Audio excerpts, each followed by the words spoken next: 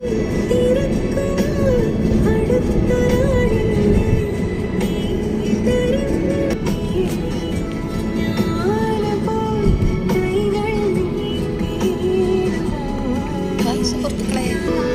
ഇത് നമ്മുടെ പാലക്കാട് നിന്നും തമിഴ്നാട്ടിലേക്കുള്ള, അതായത് കേരളത്തിൽ നിന്നും തമിഴ്നാട്ടിലേക്കുള്ള പാതയിലൂടെ പോകുമ്പോൾ ഇരുവശങ്ങളിലുമുള്ള തിങ്ങി നിറഞ്ഞ മരങ്ങൾ. നമ്മുടെ കേരളത്തിൽ എവിടെയെങ്കിലും ഇതുപോലൊരു മരങ്ങളെ കാണാൻ പറ്റുമോ? എല്ലാം ബിൽഡിങ്ങുകളല്ലേ, കടകളായിട്ടും മാളുകളായിട്ടും ഫ്ലാറ്റുകളായിട്ടും. എന്തിനു പറയുന്നു, റോഡിലൂടെ വാഹനം പോകാൻ പോലും സ്ഥലമില്ലാതെ ഫുട്പാത്തിലൂടെ വണ്ടി ഓടിച്ചു പോകുന്ന കാഴ്ചകൾ വരെ കാണാൻ പറ്റുന്ന കേരളം. നമ്മൾ അയൽ സംസ്ഥാനങ്ങളെയൊക്കെ ഒന്ന് കണ്ടുപഠിക്കേണ്ടതാണ്. കാരണം ഇത്രയും മരങ്ങൾ അവിടെയുമുണ്ട്. നമ്മുടെ നാട്ടിലുള്ളതെല്ലാം വെട്ടി നശിപ്പിക്കുമ്പോൾ അവർ ഇതിനെ പരിപാലിച്ചു കൊണ്ടുപോകും. നല്ല സുന്ദരമായ കാഴ്ചകളാണിതെല്ലാം. നമ്മുടെ കേരളത്തിലൂടെ ബസ്സിൽ പോകുമ്പോഴോ കാറിൽ പോകുമ്പോഴോ മറ്റേത് വാഹനത്തിൽ പോകുമ്പോഴാണ് ഇതുപോലൊരു കാഴ്ച കാണാൻ സാധിക്കുന്നത്. വളരെ ദയനീയമാണ്. നമ്മൾ ശ്വസിക്കുന്നത് എന്താണ്? ബിൽഡിങ്ങുകളിൽ നിന്നും വരുന്ന ചൂട് കാറ്റാണ് നമുക്ക് കിട്ടുന്നത്. മലിനീകരിക്കപ്പെട്ട വായുവാണ് നമുക്ക് കിട്ടുന്നത്. നമ്മുടെ അയൽ സംസ്ഥാനങ്ങളിൽ, നമ്മുടെ കേരള സംസ്ഥാനത്തിൻ്റെ അങ്ങേയറ്റത്തും ഇതുപോലെ മരങ്ങൾ ധാരാളമുണ്ട്. അവരാരും ഇതൊന്നും വെട്ടി നശിപ്പിക്കുന്നില്ല. പാലക്കാടിൻ്റെ അതിർത്തി കഴിഞ്ഞ് തമിഴ്നാട്ടിലേക്കുള്ള പാതയിലൂടെ പോകുമ്പോൾ കുന്നുകളും ചെരിവുകളും മരങ്ങളും ധാരാളമായിട്ട് കാണാൻ പറ്റുന്നുണ്ട്. നമ്മുടെ ഇവിടെ കുന്നിടിച്ച് മണ്ണെടുത്ത് വിറ്റ് കാശാക്കും. അവിടെ ഒരു ഫ്ലാറ്റ് വരും, കുറ്റൻ മാള് വരും. നമ്മുടെ പോലെ തന്നെയല്ലേ അയൽ സംസ്ഥാനം? അവർക്കിതൊന്നും തോന്നുന്നില്ലല്ലോ. കരിമ്പനകളുടെ നാട്ടിൽ പാലക്കാടിൻ്റെ ദൃശ്യഭംഗി ആസ്വദിച്ചുകൊണ്ട് നമുക്ക് യാത്ര ചെയ്യാം. അതിമനോഹരമായ യാത്ര. അവിടെയും ബിൽഡിങ്ങുകൾ ആവശ്യത്തിനുണ്ട്. അവർ വ്യവസായമെല്ലാം നടത്തുന്നുണ്ട്. Welcome to Tamil Nadu. തമിഴ്നാട്ടിലേക്ക് പോയിക്കൊണ്ടിരിക്കുന്ന പാത. നമ്മൾ പോകുമ്പോൾ അവർ സൈഡ് തരുന്നതാണ് വാഹനത്തിൽ സഞ്ചരിക്കുമ്പോൾ. നമ്മുടെ കേരളത്തിലുള്ളവരാണെങ്കിൽ ഓവർടേക്ക് ചെയ്ത് അവൻ്റെ വണ്ടിയെ ഒന്ന് ഇടിച്ചങ്ങോട്ടിടാൻ പറ്റുമെന്ന് നോക്കി കുറേ ദൂരം സഞ്ചരിച്ചപ്പോൾ കണ്ട ബിൽഡിങ്ങാണ് ഇപ്പോൾ കഴിഞ്ഞു പോയത്. അവിടെ ബോർഡുകളെല്ലാം ഉണ്ട്. ഇവിടുത്തെ റോഡിലുള്ളതുപോലുള്ള ബോർഡുകളൊന്നും തന്നെ അവിടെ കാണാനില്ല. ചെറിയ ചെറിയ ബോർഡുകൾ മാത്രമാണ്. തെങ്ങിൻതോപ്പ് നോക്കൂ. നമ്മുടെ റോഡിലൂടെ സഞ്ചരിക്കുമ്പോൾ റോഡിൻ്റെ ഇരുവശത്ത് എവിടെയെങ്കിലും തെങ്ങിൻതോപ്പ് കാണാൻ പറ്റുമോ? ഒരിക്കലുമില്ല. കോഴിക്കോടുകാരിയായ എനിക്ക് ഇതൊക്കെ കാണുമ്പോൾ കൗതുകമാണ്. നമ്മുടെ നാടെന്തേ ഇങ്ങനെ? നമ്മുടെ നാടിൻ്റെ ഭരണം എന്തേ ഇങ്ങനെ?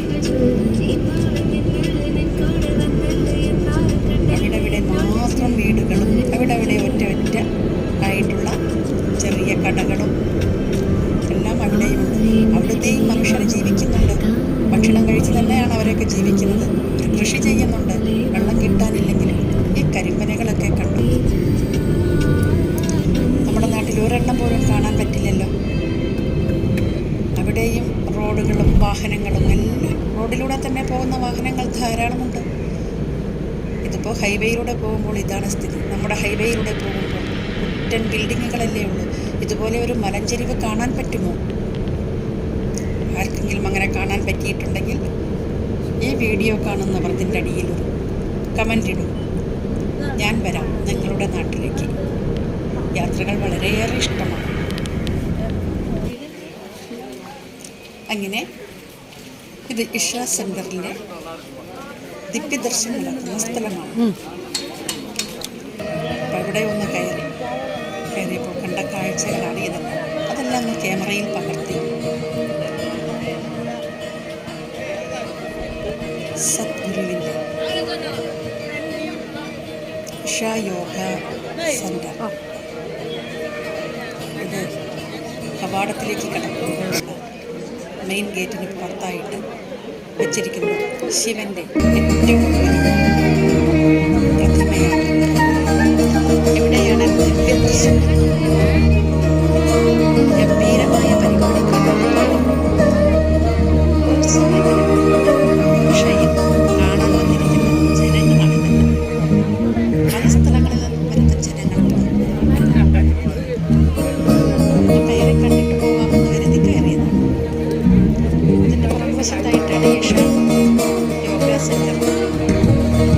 അതിനോടനുബന്ധിച്ചുള്ള മറ്റ് സ്ഥലങ്ങളും എല്ലാം.